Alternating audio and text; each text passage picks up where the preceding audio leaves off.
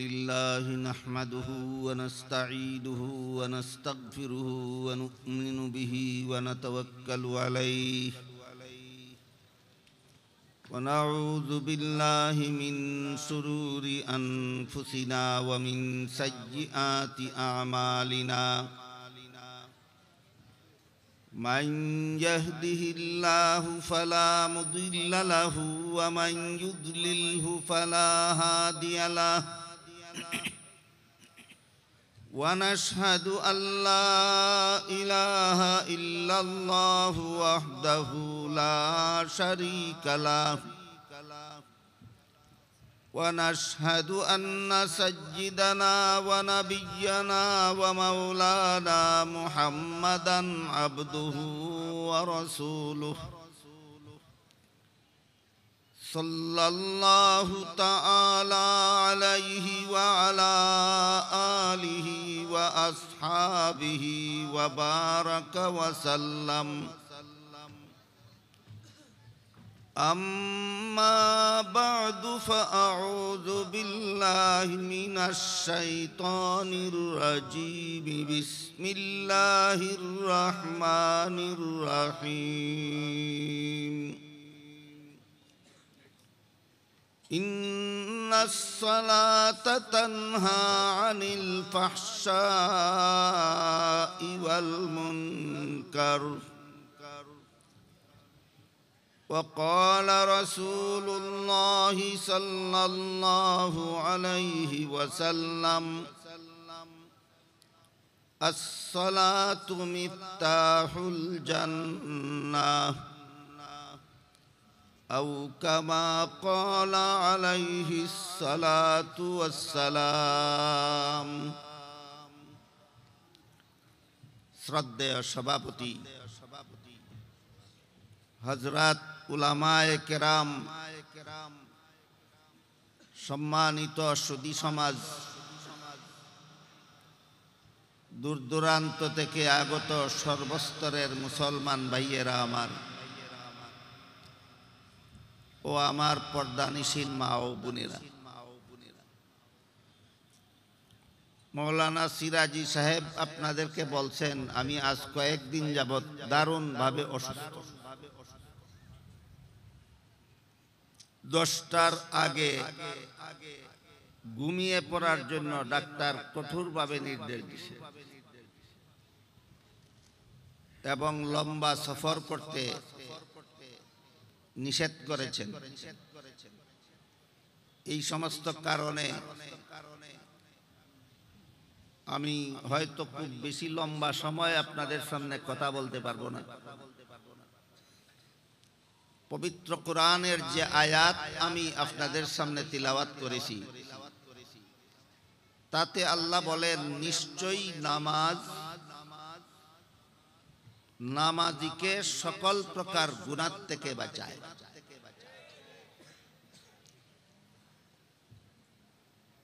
সকল প্রকার গুনাহ বলতে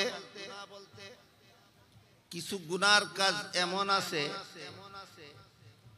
যেগুলি যে করা উচিত নয় তা বোঝার জন্য মানুষের সাধারণ বিবেকটাই যথেষ্ট। এই রকম গুনার কাজকে ফাহশা বলা হয়। আর কিছু গুনার কাজ এমন আছে যেগুলি সাধারণ বিবেকের দ্বারা বুঝে আসে না, দলিল সাপেক্ষে বুঝতে হয়, ওইগুলিকে মুনকার বলা হয়। উভয় প্রকার গুনাহ থেকে আল্লাহ পাক রব্বুল আলামিন বলেন, নামাজিকে তার নামাজ বাঁচায়। কিন্তু আমরা লক্ষ্য করলে দেখতে পাবো আমরা অনেকেই নামাজও পড়ি, গুনাহও করি। তাহলে আল্লাহ কোরআনে বললেন কি আর আমাদের বেলায় হলো কি? আল্লাহ বললেন নামাজিকে সব রকমের নামাজ গুনাহ থেকে বাঁচায়। আমরা যদি নামাজ পড়ি আর গুনাহ থেকে যদি আমাদের নামাজ আমাকে বাঁচায় না, তাহলে তো আল্লাহর কথাটা আমাদের বেলায় ফিট হইল না। এমন কেন হয়? এই প্রশ্নের জবাব আয়াতের শানে নুজুলের দ্বারা আমরা পরিষ্কারভাবে বুঝতে পারি। এই আয়াত আল্লাহ একটা ঘটনা প্রসঙ্গে নাজিল করেছিলেন। ঘটনাটি ছিল রাসূল করিম সাল্লাল্লাহু আলাইহি ওয়াসাল্লামের জমানায় এক ব্যক্তি নূতনভাবে মুসলমান হল। মুসলমান হওয়ার পরে যখন জানতে পারল যে একজন মুসলমানের জীবনে সবচেয়ে বড় ইবাদত হলো নামাজ, এবং পুরুষের জন্য সেই নামাজ মসজিদে গিয়ে জামাতের সাথে পড়া নবীর সুন্নত, এজন্য লোকটা প্রতিবেলার নামাজ পড়ার জন্য মসজিদে যায়। রাসূলের ইমামতিতে জামাতে নামাজ পড়ে বাড়িতে ফিরে যায়। এই লোকটার বিরুদ্ধে সাহাবায়ে কেরাম রাদিয়াল্লাহু তাআলা আনহুম আজমাইনের পক্ষ থেকে রাসূল করিম সাল্লাল্লাহু আলাইহি ওয়াসাল্লামের কাছে বিচার দায়ের করা হলো। বলা হলো, ওগো আল্লাহর রাসূল, এই নও মুসলিম লোকটা 5 বেলার নামাজ মসজিদে এসে জামাতে পড়ে, আর মসজিদ থেকে বের হয়ে গেলে পরে সমাজে যত রকমের গুনাহ চালু আছে সকল প্রকারের গুনাহ করে। রাসূল সাহাবাদেরকে বললেন, লোকটা নূতন মুসলমান হয়েছে, তার নামাজটা এখনো সংশোধন করতে পারে, তোমরা তাকে তার নামাজটা সংশোধন করতে দাও। যখন তার নামাজ সংশোধন হয়ে যাবে তখন তার নামাজেই তাকে সব রকমের গুনাহ থেকে ফিরাবে। রাসূল একথা বলার পর কিছুদিন পরে দেখা গেল এই লোকটাকে কোন রকমের সতর্ক করতে হলো না, শাসাইতে হলো না, শাসন করতে হলো না, নিজের থেকেই লোকটা সব রকমের গুনাহ ছেড়ে দিল।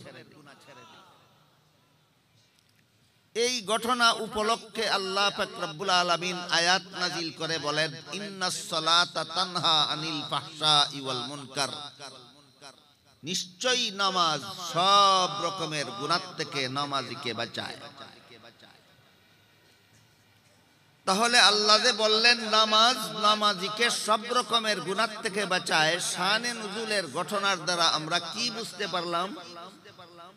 নামাজ ঠিক হলে না নামাজ ঠিক না হলে? নামাজ ঠিক হলে। তাই আমাদের বুঝার ব্যাপার যে নামাজ ঠিক হয় কিভাবে। নামাজ ঠিক হয় দুই ভাবে। একটা হলো বাহ্যিক নামাজ ঠিক হওয়া, আর একটা হলো আধ্যাত্মিক নামাজ ঠিক হওয়া।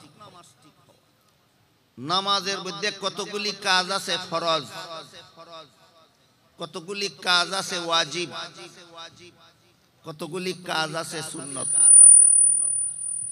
নামাজের সবগুলি ফরজ যথাযথভাবে আদায় করলে, নামাজের সবগুলি সুন্নত যথাযথভাবে আদায় করলে, নামাজের সবগুলি ওয়াজিব যথাযথভাবে আদায় করলে নামাজের বাহ্যিক দিকটা ঠিক হয়। অথচ আমাদের সমাজে আমরা যারা নামাজ পড়ি, অনুসন্ধান করলে দেখা যাবে আমরা আমাদের অধিকাংশ নামাজীদের বাহ্যিক নামাজটাই ঠিক নয়। নামাজের ফরজগুলি আমরা অনেকেই ঠিকমতে আদায় করি না, নামাজের ওয়াজিবগুলি অনেকেই ঠিকমতে আদায় করি না, নামাজের সুন্নতগুলি অনেকেই ঠিকমতে আদায় করি না। এইগুলি ঠিক করলে পরে নামাজের বাহ্যিক দিকটা ঠিক হয়। এরপরে নামাজের আধ্যাত্মিক দিকটা কিভাবে ঠিক হয়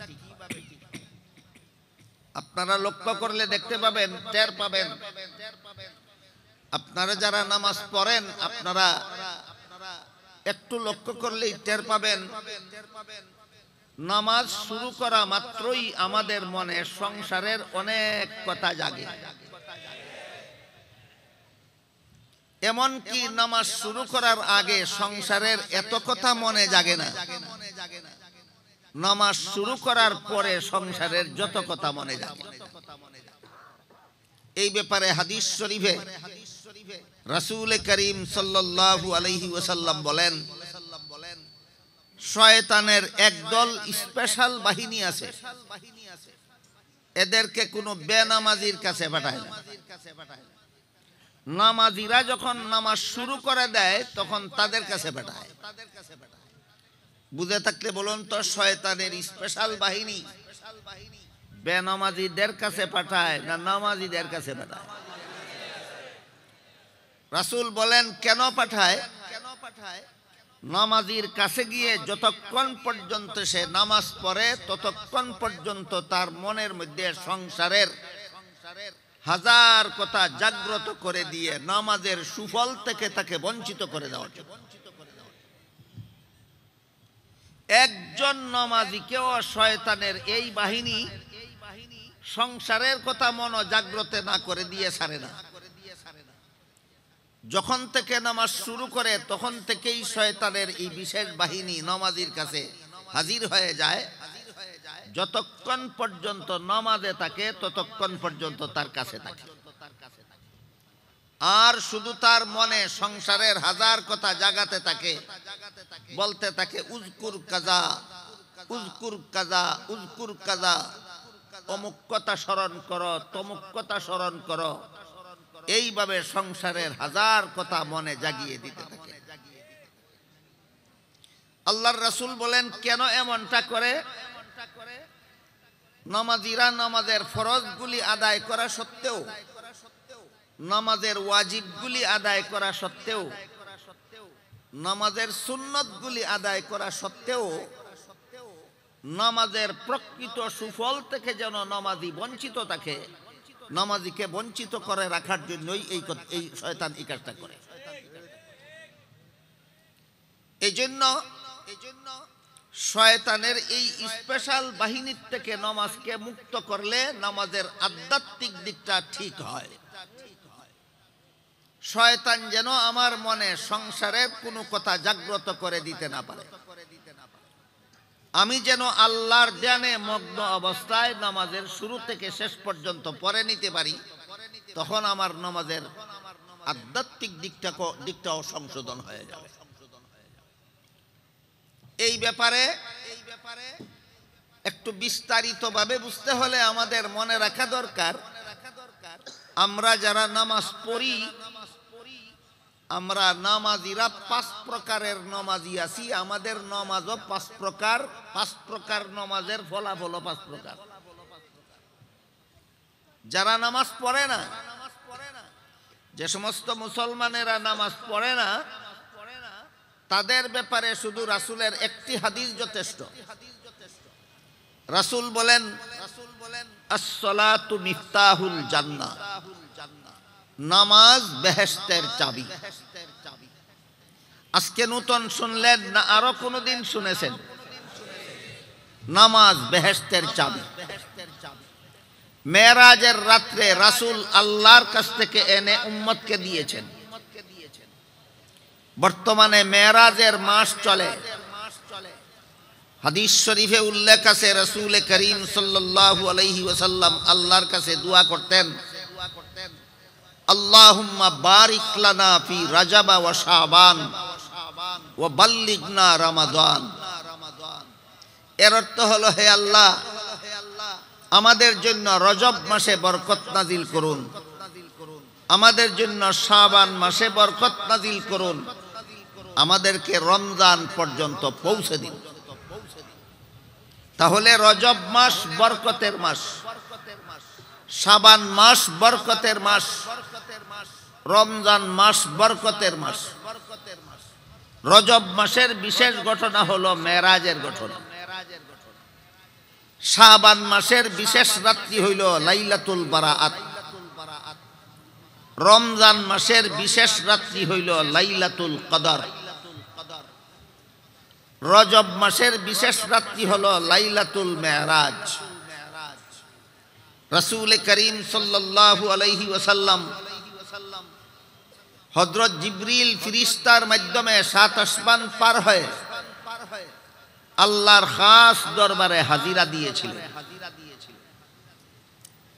আল্লাহ পাক রব্বুল আলামিন রাসূলের সাথে সাক্ষাতে অনেক কথা বলেছিলেন, অনেক সুসংবাদ দিয়েছিলেন, আর উম্মতের জন্য দৈনিক 50 বেলার নামাজ ফরজ করে দিয়েছিলেন। ফিরার পথে হযরত মুসা আলাইহিস সালাম বললেন, এই পৃথিবীর অভিজ্ঞতা আপনার আগে আমি হাসিল করেছি।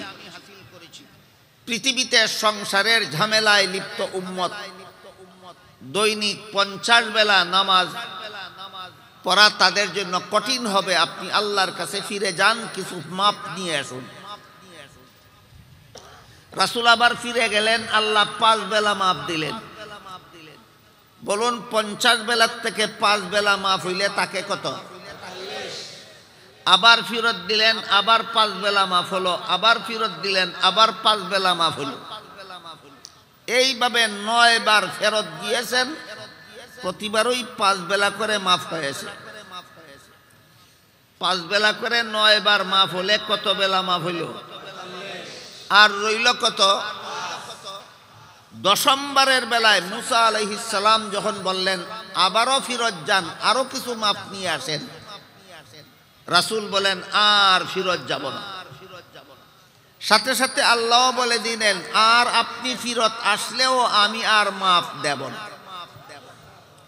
কারণ 10ম বারের বেলাও যদি রাসূল যেতেন ফেরত, আর আগের অনুপাতে যদি মাফ হতো, তাহলে এই নবীর উম্মত চিরকালের জন্য আল্লাহর সাথে সাক্ষাতে কথাবার্তার সৌভাগ্য থেকে বঞ্চিত হতো। তাই 45 বেলার নামাজ মাফ করে দিয়ে আল্লাহ 5 বেলার নামাজ ফরজ বহাল রেখে বলে দিলেন, আপনার যে উম্মত 5 বেলার নামাজ ঠিক মতে পড়বে, আমি তাকে 50 বেলার নামাজের সওয়াব দান করে দেব। এই হইল মেরাজের রাত্রে আল্লাহ, মেরাজের রাত্রে আমাদের নবী আল্লাহর কাছ থেকে আমাদের জন্য 5 বেলার নামাজ নামে বেহেশতের চাবি এনে দিলেন, দিয়ে পরিষ্কার ভাষায় বলে দিলেন, আস-সালাতু মিফতাহুল জান্নাহ, নামাজ বেহেশতের চাবি। এরপরে যদি কোনো মুসলমান উম্মত নামাজ পড়তে চায় না, তাহলে সে মুখে বলে না, কাজে কর্মে বলতে চায় যে রাসূল আমাকে বেহেশতের চাবি দিলেও আমি তা নেব না। এছাড়া নামাজ না পড়ার আর কোনো ব্যাখ্যা নাই। যেখানে রাসূল পরিষ্কার ভাষায় বলে দিলেন নামাজ বেহেশতের চাবি, এমতাবস্থায় যে নামাজ পড়ে না সে বুঝাতে চায় আমি বেহেশতের চাবি নেব না। এই জন্য যারা নামাজ পড়ে না তাদের আলোচনাটা আজকে আর এর চেয়ে বেশি লম্বা করতে চাই না। আমরা যারা নামাজ পড়ি, আমরা 5 প্রকারের নামাজ পড়ি, 5 প্রকারের নামাজের 5 প্রকারের ফলাফল আছে। এক প্রকার নামাজি আছে মাঝে মধ্যে পড়ে, মাঝে মধ্যে পড়ে না। ঈদের নামাজ পড়লে জুম্মার নামাজ পড়ে না, জুম্মার নামাজ পড়লে 5 বেলার নামাজ পড়ে না। 5 বেলার মধ্যে 4 বেলা পড়লেও ফজরের নামাজ সময় মতে পড়ে না। এই সমস্ত নামাজীদের নামাজের ফলাফল হলো যেই বেলার ফরজ নামাজটাই পড়বে না, সেই বেলার ফরজ নামাজটা না পড়ার কারণে তাকে জাহান্নামের শাস্তি ভোগ করতে হবে। এই গেল প্রথম প্রকার নামাজি, তার নামাজ এবং সেই নামাজের ফলাফল। দ্বিতীয় প্রকার নামাজি যারা নিয়মিতভাবে 5 বেলার নামাজই পড়ে, কিন্তু নামাজ পড়ার সময় মনটা নামাজে থাকে না, মনটাকে নামাজে ধরে রাখার চেষ্টাও করে না। মনটা নামাজে থাকেও না, আর মনটাকে নামাজে ধরে রাখার চেষ্টাও করে না। এই নামাজীকে তার নামাজের সুফল থেকে বঞ্চিত থাকতে হবে। নামাজের সুফল একটু পরে ইনশাআল্লাহ আলোচনা হচ্ছে। তৃতীয় প্রকার নামাজি হলো যারা নিয়মিতভাবে 5 বেলার নামাজ পড়ে, মনটা নামাজে থাকে না। বলতে পারেন কেন থাকে না? শয়তানের বিশেষ বাহিনীর কুমন্ত্রণার কারণে। শয়তানের বিশেষ বাহিনী যতক্ষণ পর্যন্ত নামাজে থাকে ততক্ষণ পর্যন্ত তার অন্তরে সংসারের হাজার কথা জাগ্রত করে দেয়। এই কারণে নমাজির মনটা নামাজে থাকে না ঠিক, কিন্তু সে মনটাকে ধরে রাখার জন্য চেষ্টা চালু রাখে। এ পর্যায়ে আমাদের বুঝার দরকার, শয়তানের কুমন্ত্রণায় মন আমাদের নামাজে থাকে না। এমত অবস্থায় আমরা মনটাকে নামাজে ধরে রাখবো কিভাবে? এক হাদিস, প্রসিদ্ধ একটি হাদিসের নাম হাদিসে জিবরিল। তাতে উল্লেখ আছে জিবরিল ফেরেশতা রাসূলকে জিজ্ঞাসা করেছিলেন, মাল ইহসান, নির্ভেজাল ইবাদত কোনটা? জবাবে রাসূল বলেন, আনতা আবুদাল্লাহা কাআন্নাকা তারাহু ফাইল্লাম তাকুন তারাহু ফাইন্নাহু ইয়ারাক। নির্ভেজাল ইবাদত হলো এমন ভাবে মনোযোগের সাথে তুমি ইবাদত করবে যেন তুমি আল্লাহকে দেখতেছো। যদিও দুনিয়াতে চর্মচোখে আল্লাহকে দেখার কোনো ব্যবস্থা নাই, কিন্তু অন্তত তুমি এতটুকু ধ্যানে মগ্ন হও যদি, যে আমি আল্লাহকে না দেখলেও আল্লাহ আমাকে দেখতেছেন। এতটুকু ধ্যানে মগ্ন হয়ে ইবাদত করলে সেটাও নির্ভেজাল ইবাদত।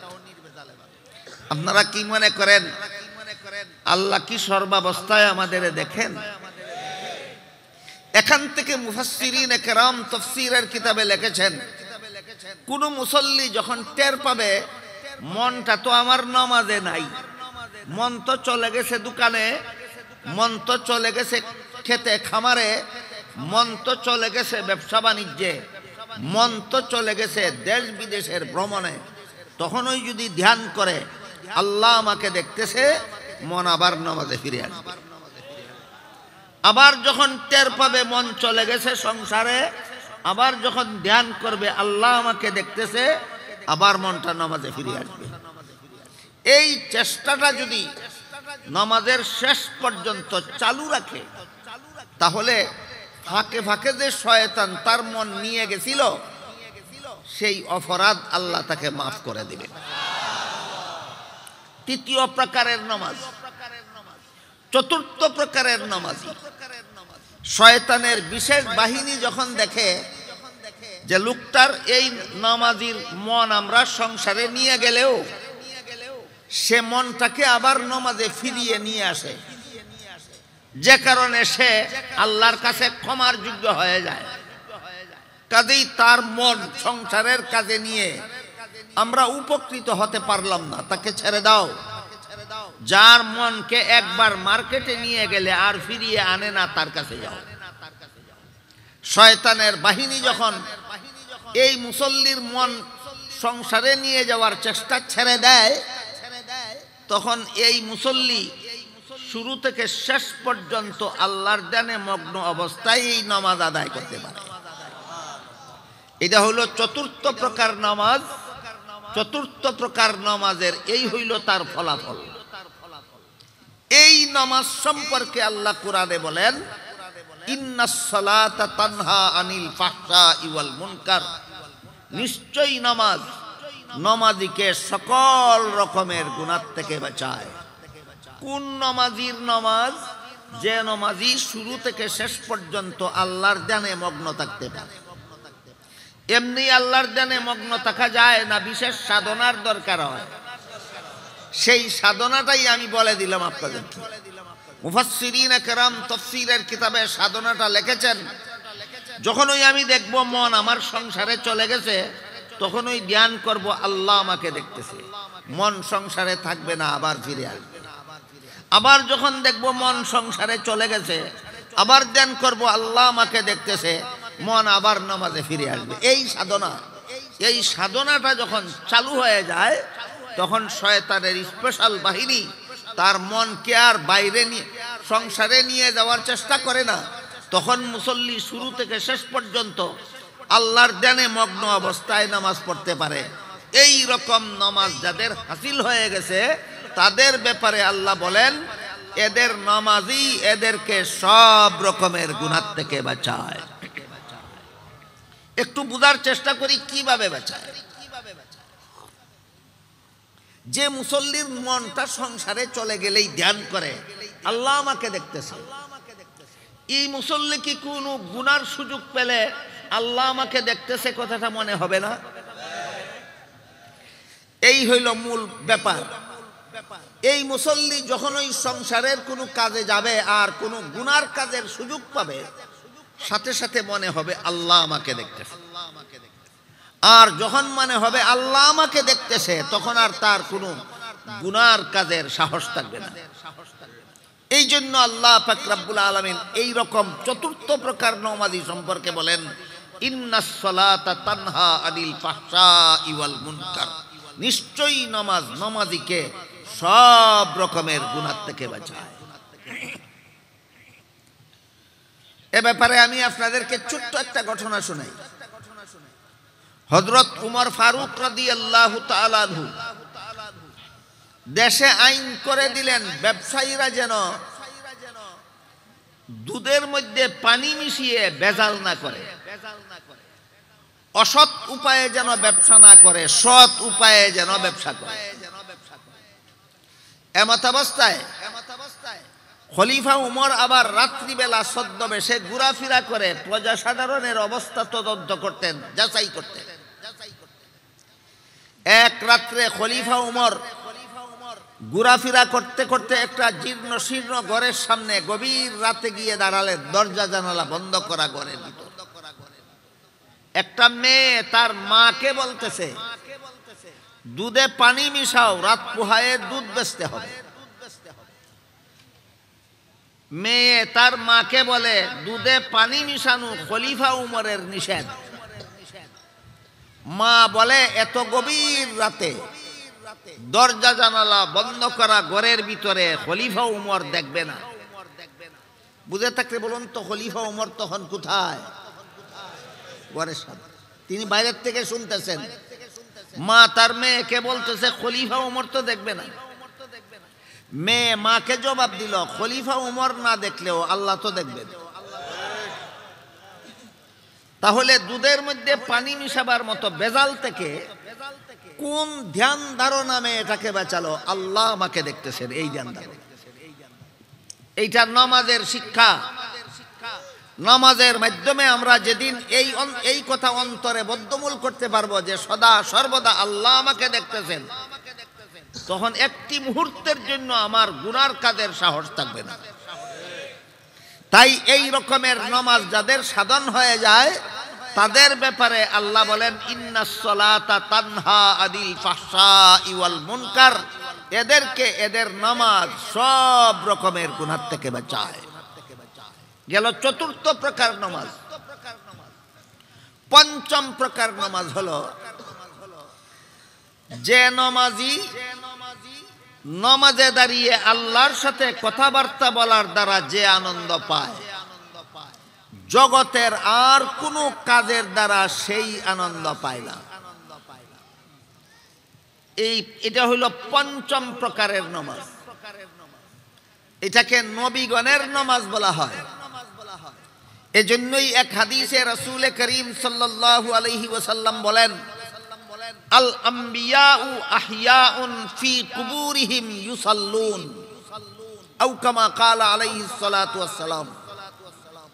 রাসূল বলেন, নবীগণকে দাফন করা মাত্রই আল্লাহ তাদেরকে জীবিত করে দেন। নবীগণ রওজা শরীফে জীবিত অবস্থায় নামাজ পড়েন। নবীগণ রওজা শরীফে মৃত থাকেন না জীবিত থাকেন? অবসর বসে থাকেন না নামাজ পড়েন? আল্লাহর রাসূল বলেন, ফি কুবুরিহিম ইউসাল্লুন, নামাজ পড়েন।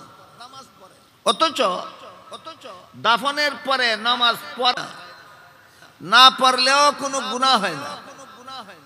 মরণের পরে কোনো আমলের দ্বারা সওয়াবও নাই, কোনো আমলের গুনাহও নাই।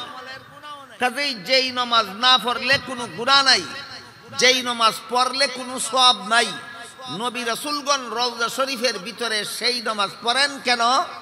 একমাত্র আল্লাহর সাথে কথাবার্তা বলার আনন্দ উপভোগের জন্য। এই জন্যই নামাজকে মুমিনদের মেরাজ বলা হয়। মুহাম্মাদুর রাসূলুল্লাহ সাল্লাল্লাহু আলাইহি ওয়াসাল্লাম মেরাজের রাত্রে আল্লাহর সাথে সাত আসমানের উপরে আল্লাহর সাথে সাক্ষাতে কথাবার্তা বলেছিলেন। রাসূলের প্রথম সাক্ষাতের কথাই ছিল আত্তাহিয়াতু লিল্লাহি ওয়াস সালাওয়াতু ওয়াত তাইয়্যিবাত। এরপরে আল্লাহ বলেছিলেন আসসালামু আলাইকা আইয়ুহান নাবিয়্যু ওয়া রাহমাতুল্লাহি ওয়া বারাকাতুহু। রাসূল বলেছিলেন আসসালামু আলাইনা ওয়া আলা ইবাদিল্লাহিস সালিহিন। আল্লাহ এবং রাসূলের কথাবার্তা শুনে ফেরেশতাগণ বলেছিলেন আশহাদু আল্লা ইলাহা ইল্লাল্লাহু ওয়া আশহাদু আন্না মুহাম্মাদান আবদুহু ওয়া রাসূলুহু। মেরাজের রাতে আল্লাহর সাথে রাসূলের অনেক কথাবার্তা হয়েছে। তাহলে মেরাজের রাতে রাসূল আল্লাহর সাথে কথাবার্তা বলেছিলেন জমিনে না আসমানের উপরে? আল্লাহ পাক রব্বুল আলামিন 50 বেলার নামাজ দিলেন ফরজ করে, শেষ পর্যন্ত 45 বেলার নামাজ মাফ করে দিয়ে 5 বেলার নামাজ ফরজ করে দিয়ে নবীর প্রতিটি উম্মতকে দুনিয়ার জমিনে দাঁড়িয়ে আল্লাহর সাথে কথাবার্তা বলার ব্যবস্থা করে দিলেন। রাসূল মেরাজে সাত আসমানের উপরে আল্লাহর সাথে কথাবার্তা বলেছিলেন। এই রাসূলের প্রতিটি উম্মত দুনিয়ার জমিনে দাঁড়িয়ে দৈনিক 5 বেলা আল্লাহর সাথে কথাবার্তা বলার সুযোগ পায়। এই জন্য নামাজকে মুমিনদের মেরাজ বলা হয়। নামাজকে মুমিনদের মেরাজ বলা হয়। নামাজে দাঁড়িয়ে মুমিন মুসলমান আল্লাহর সাথে কিভাবে কথাবার্তা বলে? হাদিস শরীফে উল্লেখ আছে, রাসূল বলেন মুসল্লি যখন সূরাতুল ফাতিহা পড়তে থাকে, প্রথম আয়াত যখন পড়ে আলহামদুলিল্লাহি রাব্বিল আলামিন, আল্লাহ তার জবাবে বলেন হামিদানি আব্দি, আমার বান্দা আমার প্রশংসা করে। বান্দা যখন বলে আর রহমানির রহিম, আল্লাহ তার জবাবে বলেন আসনা আলাইয়া আব্দি, আমার বান্দা আমার গুণগান গাইল। বান্দা যখন বলে মালিক ইয়াউমিদ্দিন, আল্লাহ তার জবাবে বলেন মাজ্জাদানি আব্দি, আমার বান্দা আমাকে সম্মান করলো। বান্দা যখন বলে ইয়্যাকা না'বুদু ওয়া ইয়্যাকা নাস্তাঈন, হে আল্লাহ একমাত্র তোমারই ইবাদত করি আর তোমারই কাছে সাহায্য চাই, আল্লাহ বলেন যালিকা বাইনি ওয়া বাইনা আব্দি ওয়া লি আব্দি মা সাআল, আমার বান্দা একমাত্র আমারই ইবাদত করে আর আমার কাছেই সাহায্য চায়, কাজেই বান্দা তুই আমার কাছে যা চাইবে সব দান করে দে।